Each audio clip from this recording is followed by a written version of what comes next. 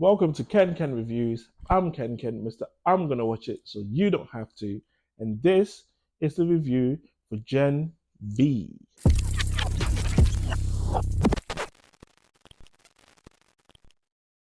This review is brought to you by Fix It Rich, a handyman you can trust. Now remember all this stuff that he was gonna build for me to be my sanctuary into this space?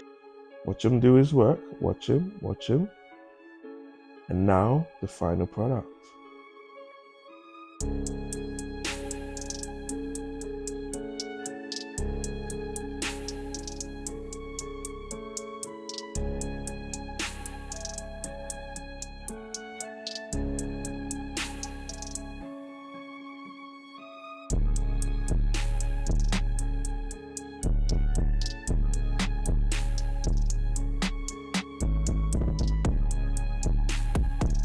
And let me remind you, by using my code, you can get 20% off. Fix It Rich, a handyman you can trust. Now back to the review. Is this the right place for me? Do I belong here? Well, let me assure you that we see something in you. Something you may not even see yourself, even if you do have X-ray vision. Congratulations, and welcome to Godolphin University. You know when Golden Boy flames on, his clothes burn off? You're making me hot just a little bit. It's like a big, fiery sea cucumber. Golden Boy, Jordan, Andre, they're going all the way. They could save thousands of people. I was coming up with your superhero name. Want to hear it? Bloody Marie. That's terrible. Okay, Coagula. Even worse. At the Godolphin University School of Crime Fighting, founded by Thomas Godolphin, young adult superheroes, aka Supes, put their moral boundaries to the test by competing for the university's top ranking and a chance to join the Seven, Vought International's elite superhero team. When the school's dark secrets come to light, they must decide what kind of heroes they want to become. There's so much to unpack here, with some crazy powers to some dark secret. I felt like I was doing a Vought bloody commercial there. I don't know why I sounded like that.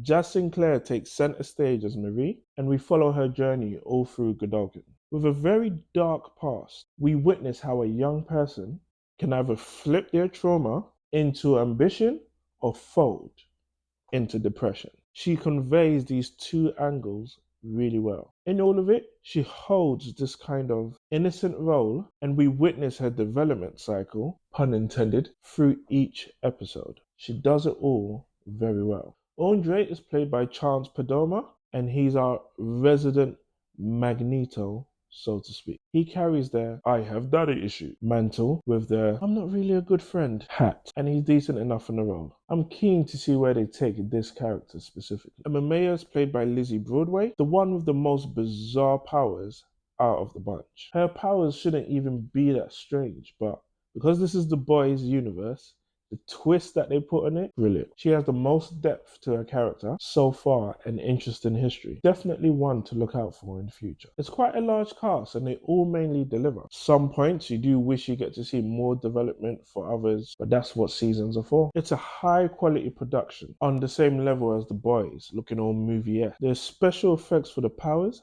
as expected, are top notch and just look smooth. Where it shines is the gore. With a main character whose powers are centered around blood, you can only imagine how messy it gets. The show does well to find its own lane instead of living off the back of the boys show. It actually feels like high school and feels like its own entity. There's so many fresh takes when it comes to the powers on display. Jordan's was a standout for me. They played on the whole non-binary, sexuality, and gave it a decent dynamic into a power. He or she or he, they have two sets of powers, depending on whether they are in their male form or their female form. You have another in Emma who needs to self-harm to activate her seismic powers, whilst at the same time suffering from an eating disorder. You can see how twisted and how creative they got with it, but it's as expected. This is The Boys. With it being high school, everyone seems to be experimenting sexually. There's just hella bisexuals in the show. It's a slow burner and it does take time to build up. The storyline isn't as interesting as The Boys though, but it holds its own with loads of room to improve. There's a lot of dull points and the dialogue suffers a lot due to the lack of character development. So it does pull it down a tad. It's an okay watch. It doesn't add or take away from The Boys. So in essence, if you had to choose between this and The Boys, I'll say The Boys. Because if this show wasn't attached to The Boys, if it wasn't based in The Boys universe, I'm not sure we would have picked this up. I'm not sure people would watch it. I'm not sure I'd be keen to see that next season. But it is, so I'm going to be there. Who was your favourite character? Who do you think is going to end up in the 7? What did you think of that cameo? Let me know what you thought of this Power series in the comments.